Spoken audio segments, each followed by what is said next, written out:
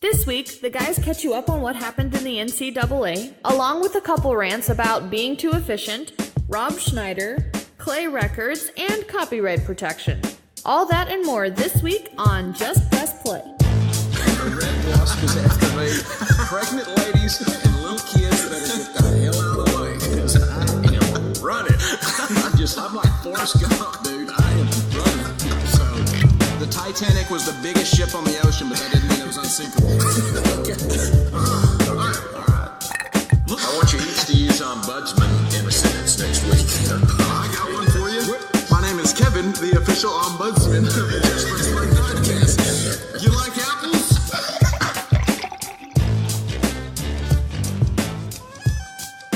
All right, welcome into another edition of the Just Press Play pod. We got the normal group here. We got LJ and Pops with us. What's up, guys? Not much. What it do? Man, just trying to rebound from another great week. And you know, Pops, as a looking back on a little revisionist history, we look pretty good. If you listened to a podcast a few weeks ago, me and Pops were talking about the best weekends we were just doing a little March Madness talk, and we talked about what was the better weekend and whether it was that first weekend where there's just games from basically 11 a.m. to 11 p.m. I mean, it's just nonstop basketball action, which is great. But both me and Pops agreed that the best weekend is really the Sweet 16 and Elite 8 because you just have – it's not as many games, but it's really high-quality games. And this it's always easy to say this right after the fact, Dad, but this might have been one of the best weekends of college basketball. I personally think it depends on your perspective, but yeah, they were great games. Yeah, I guess it depends. There's some Purdue fans that were pretty upset, and there's some Duke fans that are upset, and I understand. But just as far as the games themselves, it seemed like we went down to Little River and watching some games, and it seemed like every single game was the final shot, or there was a guy making crazy shots. I mean, and good thing for the nation. We all collectively lose because we don't get to watch Zion Williamson play in the Final Four, but the rest of the nation that's not Duke fans can go back to hating Duke because I could just tell that everybody out there was kind of felt a little uneasy because it's hard not to root for Zion Williamson because he's fun to watch. He seems like a good kid, but he's also wearing that Duke Blue Devil jersey, and people just hate rooting for those Blue Devils and Coach K. So, man, it is funny how quickly it turns, though. I don't know if you've seen, I can't remember which group it was, wanted to do some, maybe even take legal action or something for how the NCAA tournament organization overseeded Duke. And it's but everybody overseeded Duke. In our brackets, I think some 80% of people have them in the Final Four. Why is it just this group that's overseeded Duke, the ones that happen to put him? We all thought that Zion was just going to carry him to a championship. So, well, yeah, it's funny you brought that up because speaking of the seeding, there was a little bit of a controversy, and I was wondering.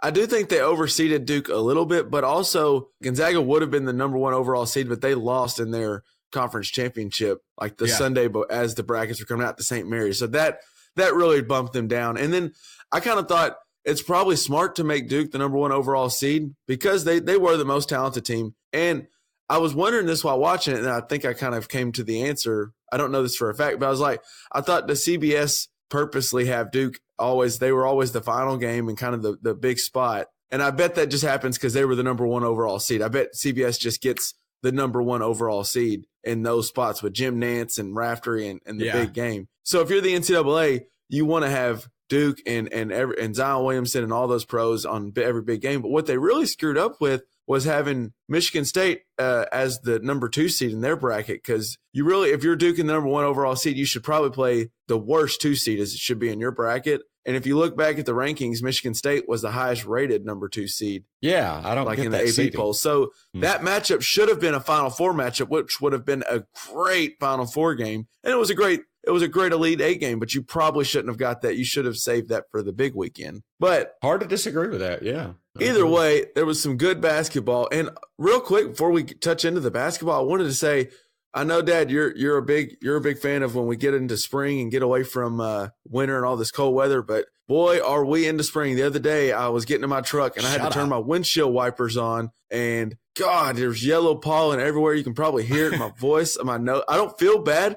My nose and head's just all screwed up right now, and we are in the full swing of getting into spring. And I was wondering, El, do y'all deal with pollen much up in Chicago? I think we do, but I can't tell you for sure right now because we just 2 days ago had snow sticking to our ground coming from the sky. So wow. So I don't even know what pollen looks like at this point. No, I think we get pretty decent pollen, but nothing like Northwest Arkansas and Northeast Texas. So but I do think I don't deal with pollen a lot because I don't have like sneezing fits. I mean, I just don't have very many allergies. I'm a lucky dude. But Hannah seems to be better off here in allergy season than she is down south.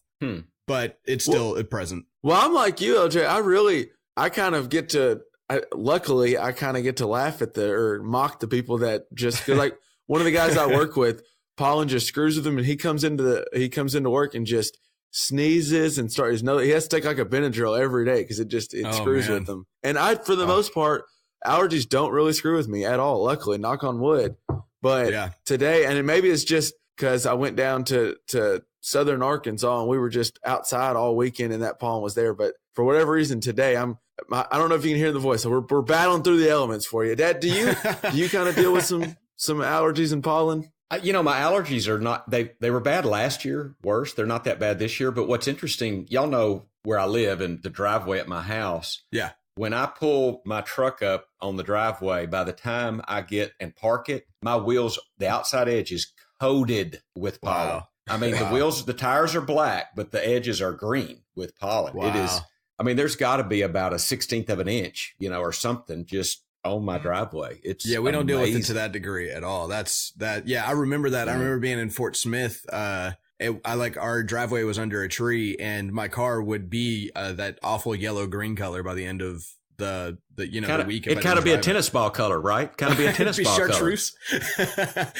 color. Yeah. Come on, talk to me. I don't know. I purposely said it was a bit yellow. So now that you're throwing that out there, that's interesting. That's what we'll call it from now on. A tennis ball is pollen colored. That's the color it is. We'll call it pollen yellow. How about them apples? I think it's more pollen green, but anyway. All right. So, Pops, we talked a little bit about, you mentioned some of the basketball and some of we mentioned Duke, and that was kind of the big team. But a guy that we have to mention, I kind of want to start off with this, is Carson Edwards and the run that man had in the NCAA tournament at Purdue. I don't know.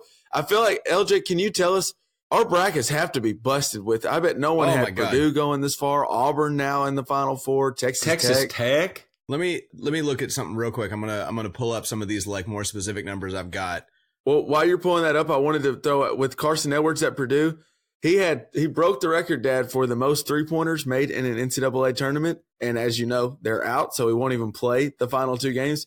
He broke the record with 28 threes in 4 games. That bested the previous record of 27. Do you know who had the previous record, Dad? Steph Curry. 1989, Michigan's Glenn Rice broke the record. Wow. He did that in 6 games. Wow. He played all 6, and his record got broken by Carson Edwards. And that dude, I mean, the guy, I felt bad for Tony Bennett over at Virginia in that game because I bet Tony Bennett was lying to his team over. The defense was great. I bet he kept saying he's going to start missing. He'll start missing. Don't worry about it. And he just kept making it. He was even banking threes in at some point. Well, Dad, and speaking of Purdue, they really kind of saved that opening night, that Thursday night. It was okay. The games were okay. We had that ugly clunker of the Tech Michigan, but that Purdue-Tennessee game, it seems like forever ago now.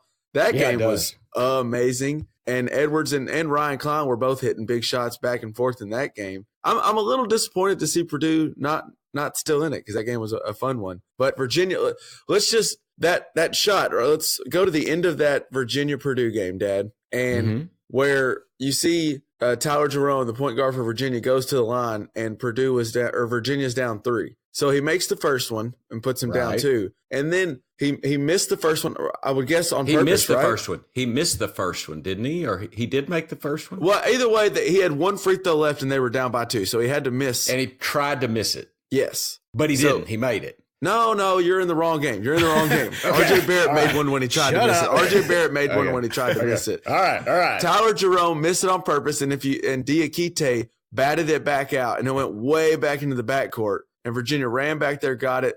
And it was the presence of mind of Clark, the guy that got it. It was a freshman. And you would think with 5 seconds left, personally, going back and watching it, I thought Tony Bennett should have called a timeout so they could do an inbound play, but he just let him go and let the madness go. And Jerome, instead of throwing up a half-court shot, he realized he had a little time, advanced it up to Diakite, who really all he had time is to touch it and throw it in, and he made it. And it he did. It was nuts. I mean, we were sitting there all watching it, and all of us couldn't believe our eyes. We just couldn't believe what we had just seen. It was a great game. Golly. Awesome.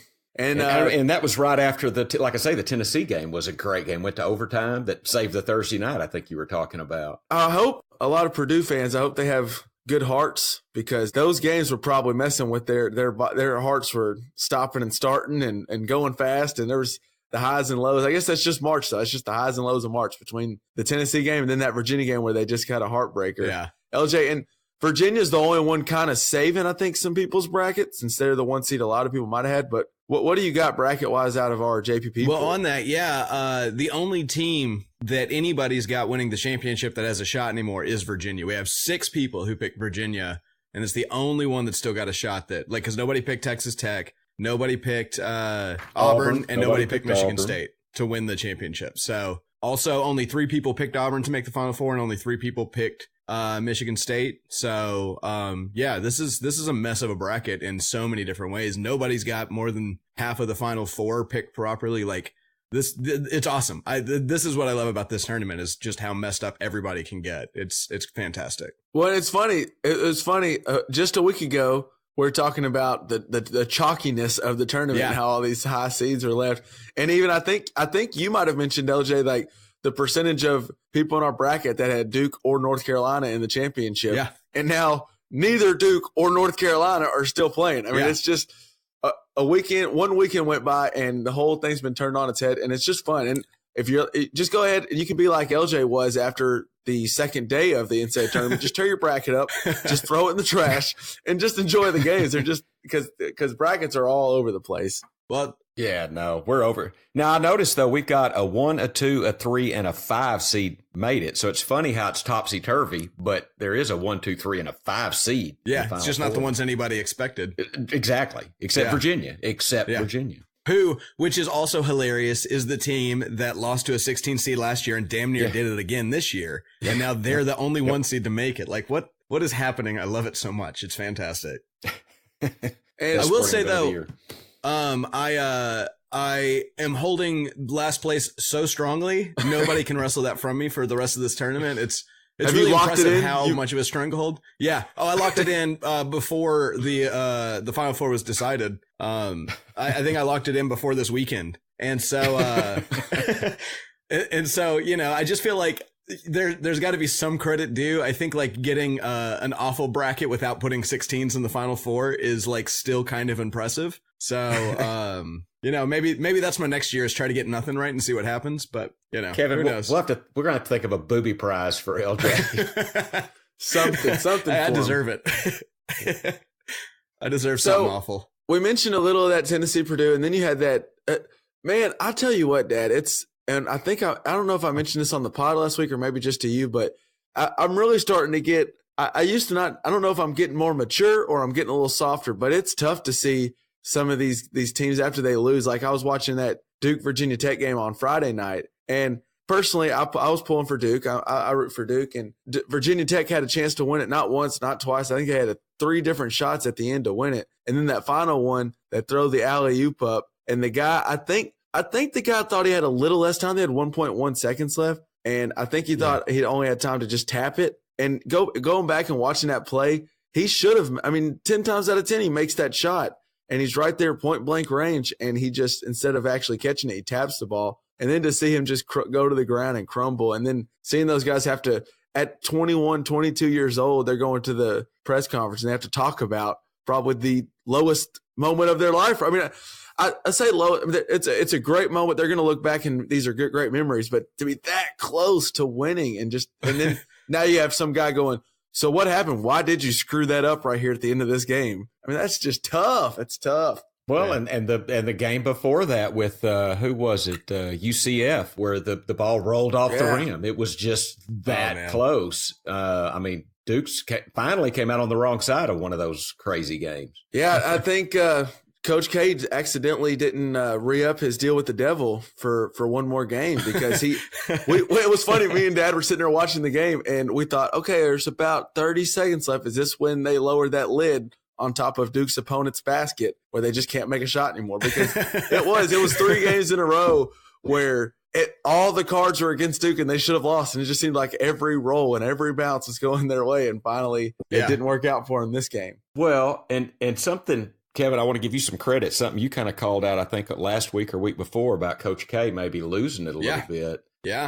I thought he got out-coached again. Today, I think he got out-coached, and I heard Chris Carter talking about it. But also, specifically, if you think back in that game, so Izzo calls a timeout, sets up a beautiful 3-point look that the guy knocks down. And I believe he also called a timeout and set up a play for, I don't know if it's an alley-oop or a layup or something. But Tom Izzo called timeout and designed plays that worked. I mean, they don't always work, but these did. And it just seemed clear that Mike Krzyzewski was not able to do what Tom Izzo was able to do. Now, Tom Izzo has that Canisius, I can't remember the kid's last name, that point guard. Cassius Winston. Played, Cassius, played amazing. Canisius. Really Canisius. I don't know where you pulled that out of. That'd be a Pit Snuggle winner right there. Well, he might be a contender. I don't know. Well, and on that note, Dad, in the second half, at one point at the beginning of that second half, it looked like Zion Williamson was going to single-handedly win that game for Duke. I mean, he was just putting on a clinic where he was getting rebounds. It just whatever he had to do to win, he was doing it. And then right there towards the end, right what you're talking about, there was multiple times where Michigan State would either call a timeout or they would have a dead ball, and it seemed like they would draw up a play. And I think some of that has to do with for the third year in a row, the tournament, the Final Four, all the smoke clears, and those Kentuckys and Dukes with a bunch of freshmen end up losing. And the teams that win are the teams full of seniors. And that's what we saw again. So Izzo calls a timeout, sets up a beautiful 3, and Coach K, instead of calling a timeout, lets them just kind of play, which maybe to their credit, it does seem like this Duke team seems to play a little better when it's just kind of randomness and a wild scramble, probably because they have the better athletes than the team across from them. But you have a guy like Zion Williamson, who Michigan State had no handle for. They actually asked before the game, they asked Tom Izzo, what kind of player do you need to guard Zion Williamson? And I don't know if y'all heard this. He said you need a Khalil Mack to stop Zion Williamson. You need a linebacker because that dude is just a beast. And it was clear in the game. Yeah, they couldn't stop him. And 3 minutes left in the game, I don't think Zion Williamson really had another touch inside the 3-point line. They gave him the ball right there in the final minute, but it was outside at the perimeter, and he passed it to R.J. Barrett. And you got to get that 280-pound beast that they just could not guard down there on the block. And if you lose with him missing a layup, you just lose. I think you take that loss and you're fine with it. But for him not to even get a touchdown there, I don't know. I think Coach K, maybe he's just not equipped to coach these really young all-star teams, and he needs more of a senior-laden team. Because he did. It looked like Michigan State and Tom Izzo's team seemed prepared and better down the stretch. And then in the other game, that Auburn-Kentucky, it was the same way. Late in the game, it looked like the Auburn guys, those point guards, those 2 guards are both junior and senior. They looked more composed and ready for the moment, when Kentucky looked like, oh shit, who's going to make the play? What do we need to do? And I don't know. I just think Kentucky had 4 freshmen out there, didn't they? I think they had 4 freshmen out there on the floor. And Auburn has a good coach in Bruce Pearl, I really think, but I think he had a little older team with experience, and I think that was the difference. I think that believed in themselves. They hit their streak at the right time. But I think that experience came into play for sure. And are we just dropping the ball? It was funny looking back at this bracket now, and we just mentioned earlier how it's been turned on its head, and no one had Auburn, and no one had Tech, and no one had Michigan State. Well, if you go back before the tournament starts, I bet if both me and you, Dad, would say, oh, I love picking the team. I look for the teams with veteran guards, junior and senior guards that can win games for you, and we like good coaches. Well, why the hell did we not take Texas Tech, Auburn, and Michigan State? They have senior point guards, good coaches, and they also have like not a whole lot of freshmen. They have guys that know what they're doing, but we didn't pick it. The NBA, I think, has to soon. The NBA is going to switch that rule to where guys can go straight to the league, and I want to see how guys like Calipari and Kay. The one and done is leaving, right? When that rule changes, then the one and done pretty much goes away, and Calipari. And then the March Madness becomes all about team chemistry and strategy and confidence, and not about who's got the Derrick Rose on their team. Yeah, and don't you think that by doing this, we're going to have more senior-laden teams? Because if you go to college to begin with, you're going to be there for 2 or 3 or so probably years, yeah, you made that choice usually. I mean, yeah. So really, this one and done thing was the unintended consequence is that it really made players not stay in college very long. Yeah, absolutely. I mean, because it backfired on them. Well, yeah, I'm excited. I do love watching. Like, it was fun to watch this Duke team, but it's fun to watch the teams where you see guys.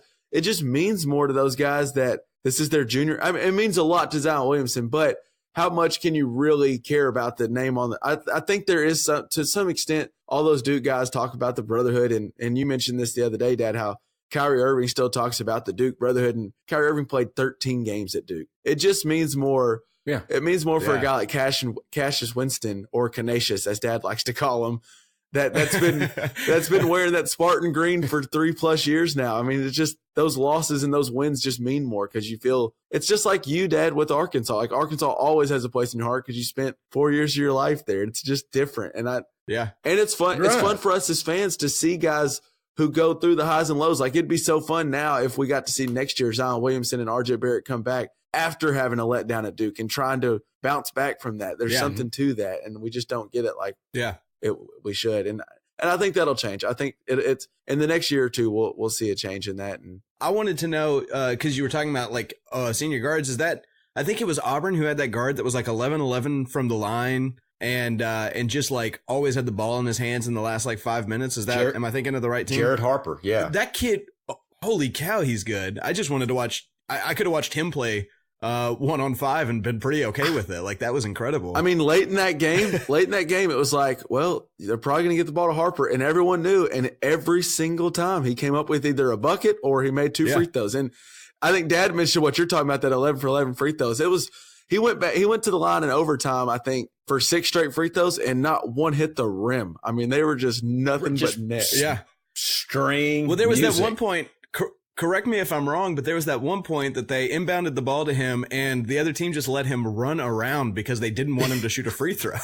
Like, they let him get all the way to the baseline and back to half court before they fouled him. No, they were trying to foul him. They just couldn't catch him. Well, yeah, he had those Michael Vick moves. He had the juice stick on. Plus, he's fast as a hiccup, man. He's something.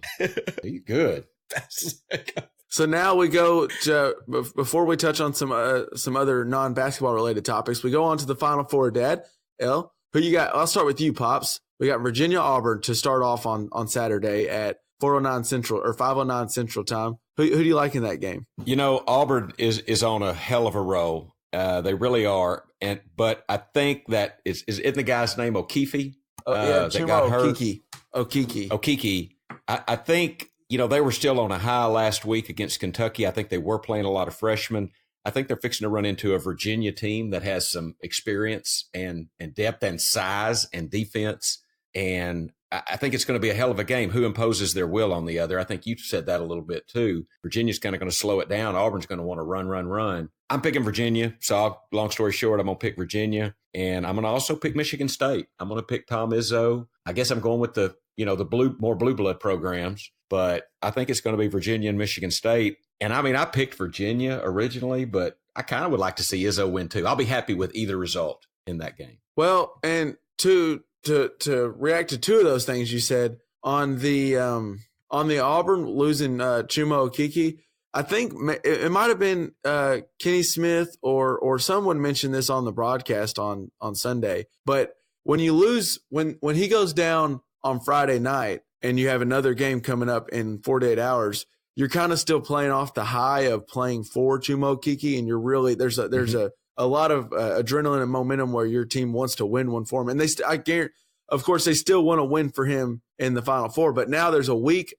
for Tony Bennett, who's a really good coach, to go back and he's going to watch film and be like, all right, where's the holes now that they're missing their star player, and he'll probably find where they'll have more time to talk about. They can maybe figure out how to keep Jared Harper from just making every single shot he takes. And that I think that'll affect you. You have a week where a coach can look at a team without their stud and they'll probably be able to bounce back a little better. And then to react to what you said about Michigan State, did you know, and I know this gets brought up quite a few times, and I had the stat somewhere pulled up earlier, but it's like clockwork. Every single recruiting class that ever goes to Michigan State, they get a chance to play in the Final Four with Tom Izzo. And this was the first time. It was 5. It's now been 5 years, but so he's been to the Final Four, I think, 5 times in the last 19 years. And he's only got 1 championship, though, Dad. Yeah. I mean, it is kind of – I think Tom Izzo's a great coach, but he does kind of seem like he needs that one more championship to solidify that he doesn't just get to the Final Four and lose a lot. That's what it kind of looks like now. And I think I'm actually disagreeing with you, though. I'm taking Texas Tech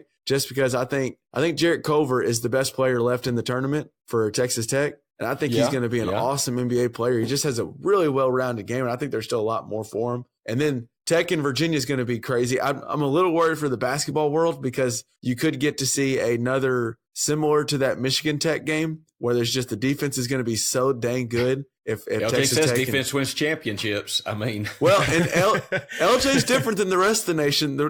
I think the majority of people want to see Kansas City Chiefs versus St. Louis Rams. They want to see 100 to 100 in a fast-paced game. LJ likes seeing, let's put lids on the basket. Let's see defense win 3-0 in football. He wants to see a 40 to 35 championship game.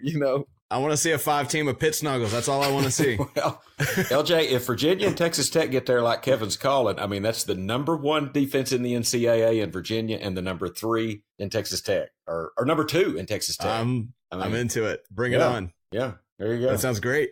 There is get your popcorn. There is, and we have LJ mentioned it a little bit a second ago. We're kind of missing this year's Pittsnoggle Award winner. We don't really have much of a nominee for him. We had a couple of nominees, but they didn't make it out of the first weekend, so it kind of takes them out of it. There is a guy for Michigan. I don't remember his. I don't know which one is. We'll catch him when the game comes back this weekend. There's a guy on Michigan State who's a big boy. He's about 6'8", and he's real thick, and he might be able to take home the Pittsnoggle Award. And there's a guy, a white boy for Virginia, who also he's a real thick backup forward, about 6'9" and 250. So there's some chances. We do have some possibilities, right. But yeah, we're heading into Final Four weekend, and there's not one candidate. Last year, our man Cameron Krutwig already had that thing signed, sealed, and delivered. It was already in his above his fireplace. Well, but also we could have the inaugural Jared Harper award or something, because that kid really impressed the hell out of me, and obviously LJ too. So we might just have a new award. Yeah, El, can we get your Final Four pick just so we know what's 100% for sure to be wrong? What do you think's gonna? And you don't have to choose. Yeah, you don't have to choose one of your teams you originally picked. Well, I was about to say, I was actually thankful. I thought this segment was going to die without me having to put my name out there, and I just in case had ready who my actual Final Four was: Duke, Buffalo, Tennessee, Seton Hall. So we all know not to listen to anything I got to say. So whatever. I might as well just throw names in a hat. I don't know. I'll take Michigan State and Virginia, and we'll just see what happens. So those are wrong. Well, damn, that's who I picked. Damn. Sorry. Kiss of death. Should let me go first. Damn. All right, and so we spent the weekend. We did a lot of basketball watching over at. Me and Dad actually were together, and we drove up to the cabin. But I think, Dad, you were mentioning something. I don't know what you had. I don't know if it was a good or bad thing, but you had something that kind of happened on your trip, either to or from the river. What can you elaborate on that for us? No, this wasn't to or from the river. Yeah, so Wednesday afternoon, I had actually a convention in Hot Springs. And I was going to go for most of the week, but things came up and I couldn't. So I drove up on Wednesday afternoon and came back on Thursday afternoon. So, Hot Springs is only about an hour and a half away, but it just seemed like I was on the road a lot. And I stopped at this rest area, and I see this truck driver, and he's got like a little thing like a Kool-Aid. It was a plastic Kool-Aid container, like a quart container or whatever. And he hangs it out the window and pours some liquid out of it that I swear looked yellow. Yeah. And I'm just, are you kidding me? Is this guy really peeing in like a Kool-Aid container and just rolls down his window and dumps it out, on the road while he's going down the road? Does that happen? Have you ever seen anything like that? I've never, but that sounds efficient. Well, That is sick. That is the grossest thing on earth. I mean, I've been a child, and there's been a time where someone, I had to pee really bad, and someone just said, here's a bottle. Do what you need to do. And if you're a truck driver, I guess, hell, he didn't need to stop to eat or drink or anything. He just needed to piss. So at least he's doing it. If you're gonna have to pee while driving, at least instead of a bottle where you really gotta, you gotta kind of do some aiming. At least he got a quart size thing where he can just, keep his eyes on the road. I want him to focus more on the road than his bathroom break he's taking while driving. I have never seen someone just pour out. So this was while down the road, he pours out his quart of piss. He was kind of going, not fast because that would have blown back, but like he was in the rest area, kind of pulling either in or out. So he was going a little slow, but just pouring it out the door. The I got to give him some credit, guys. I get it. I've been paid to drive before. And every time I had to stop for gas when I was delivering pizzas, I thought not only how much am I losing in money, but in time. And so I get the idea of like, let's stop once instead of four efficiency. times. Efficiency. You were kind of acting like if we were doing a best and worst, this was going to be your worst. Shout out to that guy. He's efficient. I bet he gets to his he gets from point A to point B on time. Probably beats the time. When he puts in the navigation and it says he'll get there by 11:38, I bet he beats that time every single time. So you're saying this guy's like the driver of the year wherever he works, right? True American heroes. I mean, I was just throwing up in my mouth a little bit. I should have realized how efficient this guy is. I mean, okay. Wow. Well, but see, he's also being considerate, right? He wasn't driving 70 down the highway. This is, he wasn't blasting piss all over your car. Oh my God. Could you imagine that being behind a truck driver doing that? Oh, I'd stop and try to kick his ass or something. That would be, oh man. Nasty. Oh boy. LJ, did you have something you wanted to bring up this week on the podcast? There's no segue. There's no way for me to do a clean segue from guy throwing piss out the truck to the next topic. So we're just going to do it. We're just going to do a hard turn. Well, I did have one quick thing I wanted to bring up and then one longer thing. So I'll give you the quick thing first because it got a little bit of a segue. So the human piss being dumped out of a truck, Rob Schneider was in 50 First Dates. I watched that again for the first time. Movie. It's a very good movie. Great movie. Yeah, but why is Rob Schneider still working? Like that is like his role. Like he's essentially in blackface playing a Hawaiian dude and like a really bad Hawaiian stereotype the whole time. Like I love the movie, but the whole time I'm watching, every time he came on screen, I was like, stop. This is not necessary. This adds nothing to the movie. It's awful. It makes me feel terrible. So that was my short thing. I don't know. You guys have any thoughts on a reaction to that at all? Or? It's a good point. I was just going to mention when you said 50 First Dates, and we've done this before, but that's one of those movies. It comes on like TNT or TBS a lot. And that's one of those, if you're flipping through channels and that one's on, you probably pause for a minute and just kind of watch it. It's just a good movie. Oh, man. If I'm getting ready for work in the morning and I happen to see 50 First Dates is on, I'll leave it on while I'm getting ready for work and watch 10 minutes of it. Yeah, sure. It's great. It's great. For sure. The only other negative I had was they used a lot of Bob Marley, which didn't make a lot of sense to me. It like set us in, they were just like, oh, any island music will do. When there's great Hawaiian music, like I would have taken Brudda Is all day. But other than that, yeah, it's a fantastic movie. I really love it. So and then your other so my other thing I wanted to bring up, I heard about this. That was a lot smoother segue. Way to go, Kim. I'm not getting paid enough for this. The other thing I wanted to bring up. The other thing I wanted to bring up was oh God, I just lost. Oh, okay. So I heard about this today, and that would have been awkward. Yeah. I heard about this today, and apparently it happened 2 years ago. But Pharrell Williams wrote this song with this cognac vineyard. With the whole premise is that he pressed it in clay, and the idea being that in 100 years he will release this song. And but only if we've taken care of the environment properly. Like the carrot on the stick for environmental change is a Pharrell Williams song. So, I guess now we're going to start recycling. Have you guys heard about this? It's the craziest thing I've ever heard Williams, of. So he made an album, and pressed it in clay. He made a song. It was just one song he pressed into a record. Song, yeah. And pressed it in clay. Into a clay record. Yeah. So it would die if the seawater rose too high. So the record would never be able to be listened to. And so now he's like saying like, if you guys want to hear this song, you've got to take care of the environment. First off, I'm not going to be around in 100 years, barring miracles of science. Like, that's just like nobody that cares about Pharrell is going to be around in 100 years. And second off, like, there are much better reasons to care about the environment than trying to hear this song by some dead guy from 100 years ago. Like, that's just absurd to me. Like, how cocky do you have to be to think that's worth doing? Well, I don't know. God, I mean, I do, and I like Pharrell, but that's out there, like Pluto. Well, I know our president may or may not believe in climate change, but for God's sake, we have to get this Pharrell Williams song. If nothing else, Mr. Trump, we have to get this Pharrell Williams. I just can't believe that Pharrell Williams thinks that his song is that important that, I was going to just I was just going to poo-poo climate change, but now I have to really put it to the forefront of things because we need this Pharrell Williams song. That is hilarious. Well, so how your awful is it going to be? Can hear it. How awful is it going to be if the song's bad too? Like, it's not like one thing I saved the world for this shit.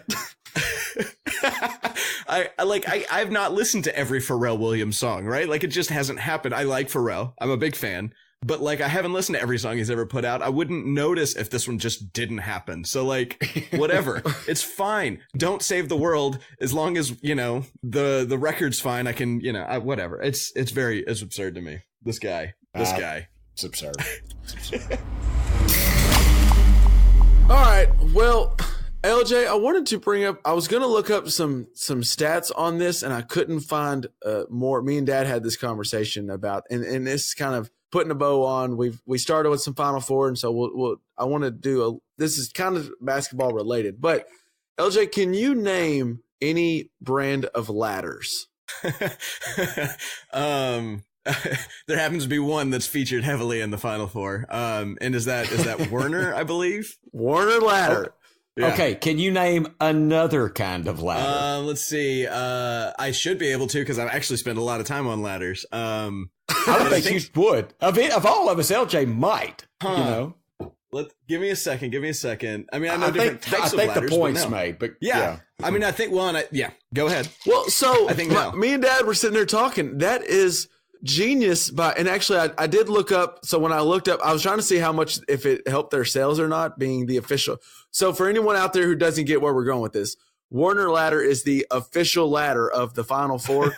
And if you've watched the Elite Eight before, and if you watched over this course of this past weekend, after teams win, they go up on a ladder and they cut down the nets. And then each player gets a piece of the net, and they usually, I'm sure they keep that piece for the rest of their life. And it's kind of, this is your ticket to the Final Four, is a piece of that net. And they get up on a ladder to do it. And then one day, it was actually 10 years ago this year, Werner Ladder signed a deal to be the official sponsor. Because before, it probably was a Werner ladder. I don't even know how many like Dad said, I don't know if there's any other company that makes ladders, but whatever.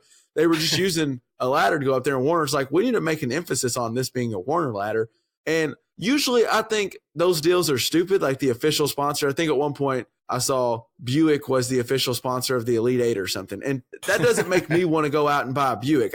I've never thought when they have like Pepsi's the official sponsor, it never makes me think, oh man, I'm going to have to go get a Pepsi. But the Werner being the ladder of the Final Four is genius, because if someone talked to me and they go, it's especially at the time of year we're getting to, I was thinking about cleaning soon. I need to get up in those gutters. Do you know a good ladder brand? If someone asked me that, I'd go, well, I know Werner ladder. I don't know if it's good, but it's literally the only ladder I know.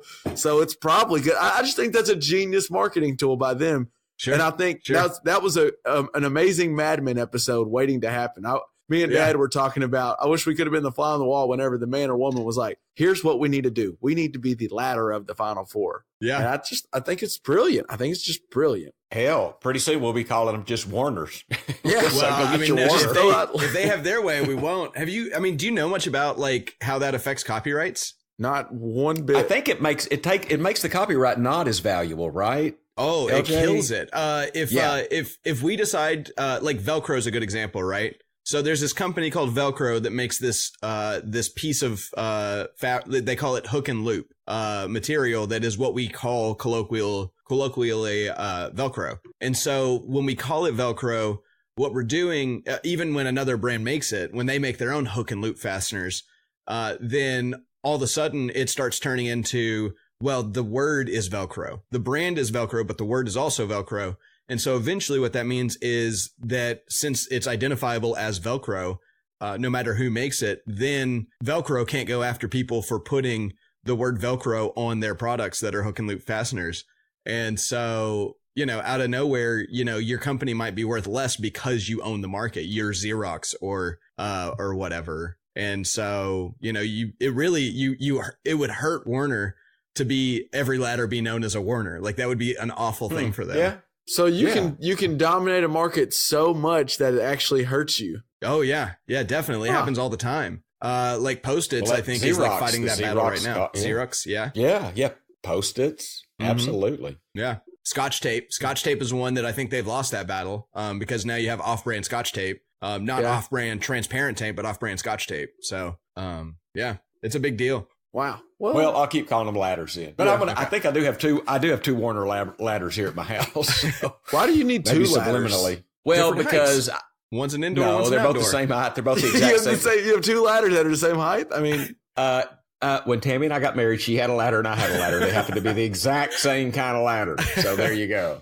It's because Warner has that amazing advertisement with the Final Four. They're just geniuses. I will say I did think of another one, but it might be a Werner product. But there are these ladders we use a lot in theater. They're like big aluminum monsters called Little Giants. I think they might be a Werner product though, but they're pretty awesome ladders. They're like extendable A-frames. It's a pretty cool idea. So yeah, I know what the ones you're talking about. Yeah. And for anybody out there that works for Werner, that is a JPP listener and subscriber, if you would like to be, 8 or 9. I don't know how this is going to go. This might not be as easy as a pitch as it was to pitch being the ladder of the Final Four. But if you want to be the official ladder of the Just Press Play podcast, that spot is open. That spot is open. We don't have an official ladder yet. So I'm telling you, somebody needs to be the official hard liquor out that people want to drink besides Malort, because we need to get off of this Malort sponsorship as soon as possible. I got bottles after bottles stacked up. I can't drink them all in time. Oh, lordy. All right. Well, to wrap things up, we'll touch on how we normally do. And we normally hit a what we're listening to, and I had a little different what we're listening to. This is a little bit of a downer to go out on. Sad news came out over the weekend after rapper Nipsey Hussle was shot dead in South Central LA. And LJ, where was the store he was either shot dead in front of or inside of? Yeah, just to give people an idea of him as a person. It's a store that he opened up in South Central LA. He's a former, I believe, Crip, member of the Crip gang, if you're not like fully aware of gang lore or whatever. And so what he tried to do once he made it big and got out of the game, he wanted to create this like kind of off limits area for gang violence. So like you can be a member of the Crips and walk into this store and know that there's not going to be some blood waiting in there to shoot you or something like that. Like he made like these kind of, and bringing in, it was a clothing store, and he was bringing in a restaurant and a coffee shop and I think a grocery store, all to this area to try to give people options to buy here without being afraid for their life, and buy from a place that's going to give money back to the area, so their money doesn't just go to some big corporation that, then takes it to, Omaha or some crazy stuff like that. And so, yeah, so he was really trying to fix the neighborhood, and he was out in front of one of his stores that he's opened up, and yeah, he was shot dead. What was it? Saturday? Something like that. So yeah, rough deal. Just a sad news. And there's just a lot. If you go Google and look up, there's just a lot that, and honestly, I didn't realize how much he had done for his community and stuff that he had tried to do about stopping gang. I mean, I know he was a part of gang violence a lot in his life. And I think he was trying to stop the killing of each other, of black on black crime. I think is what he wanted to stop, just ruthless killing of human beings, of each other. And certainly, it was sad news. I actually didn't. I was on the road when it happened, and then I got home and saw it, and it was just kind of like, man. I didn't listen to a lot of Nipsey Hussle, but I did listen to some, and everything I've heard I really liked, and that will be what I'm listening to for this next week. Just sad news. It just sucks. Anytime death sucks.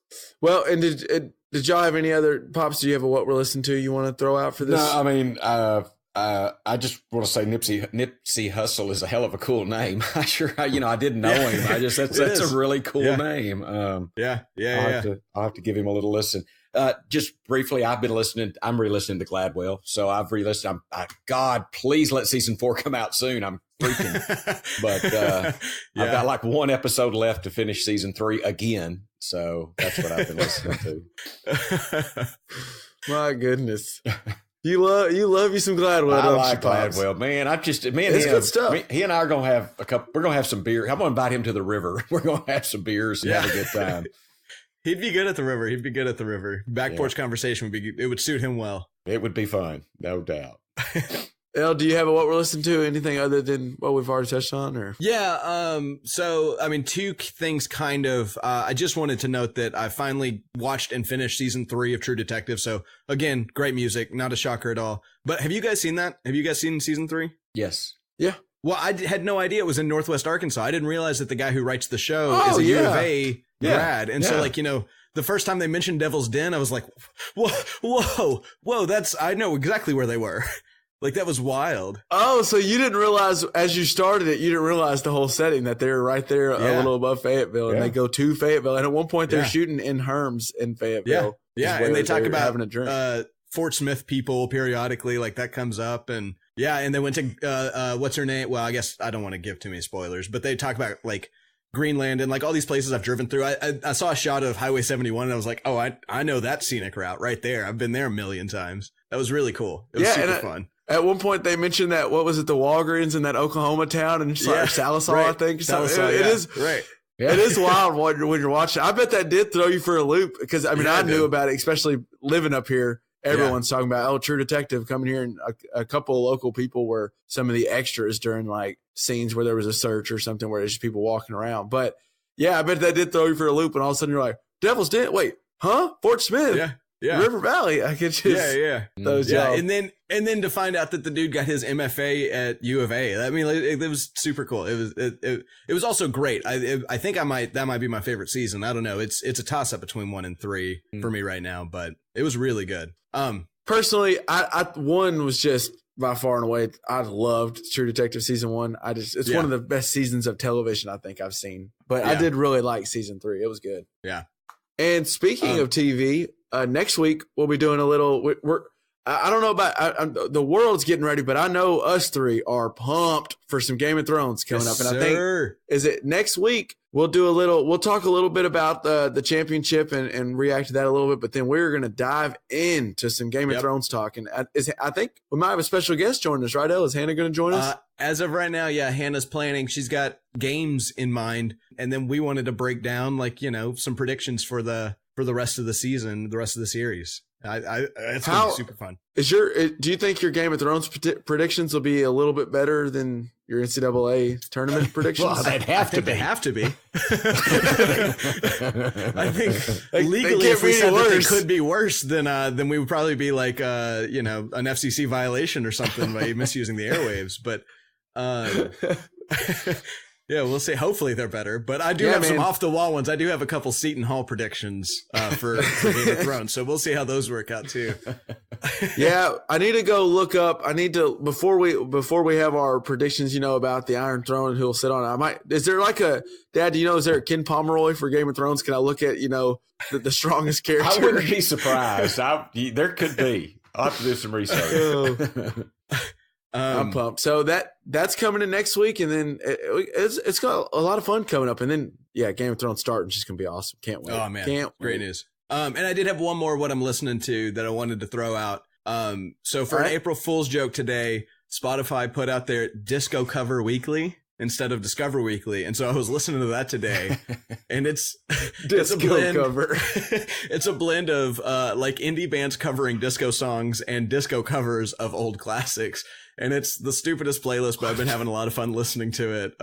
So, check that out. You guys probably have it on your Spotify today, but the listeners probably won't have it available for them once this episode comes out. So I'm sorry to tease you with that, but I'll send out a few of the songs that I liked off of mine, and so you can find. Well, I mean, they are spelled the same. Well, That's cool. That'll do it for another week of the Just Press Play podcast. We appreciate you joining in with us and kicking it with us for a little while. And if you haven't already, make sure you're going on Apple Podcasts and subscribing to us. Leave us a rate and review if you could. It really does help. And show notes will be posted on our website at jpppod.com. And then there you can go look at the brackets and look at just how bad LJ. I mean, it's impressively bad how LJ is doing on the scores in our bracket challenge. So go hit our website, go look at just how he's locked up that last and final spot. I think I should post my bracket somewhere on the website with all the big red X's all over it. I think it's kind of a treat, Oh, make me feel better about mine. Well, we appreciate you joining, and we will be back next week with another episode. Until then, peace out, guys. Peace. So, is Canisius a college? I don't know. Let me look at it. That's a awesome word. But I like that. I mean, let's call him Canisius College. Canisius College. But the kid's name is Cassius, right? His name is Cassius, yeah, not Canisius. Should have been Canisius. I like that better. Tenacious. Michigan State. Tenacious. Man, we have to give a shout out to Tenacious D. That might be what we're listening to for me next week. Oh, man. That was some good stuff. I love some Tenacious. Oh, man. Love it. I don't know anything about Tenacious. Are you serious? I don't know. I mean, I know who they are. I know y'all listen to them. I don't know anything about them. Look up the video. You got some homework then. Yeah. Well, and just listen to that first album. Just listen front to back that first album. There's not a stinker on it. Like, it's just all great. Even the skits are amazing. Like, it's great.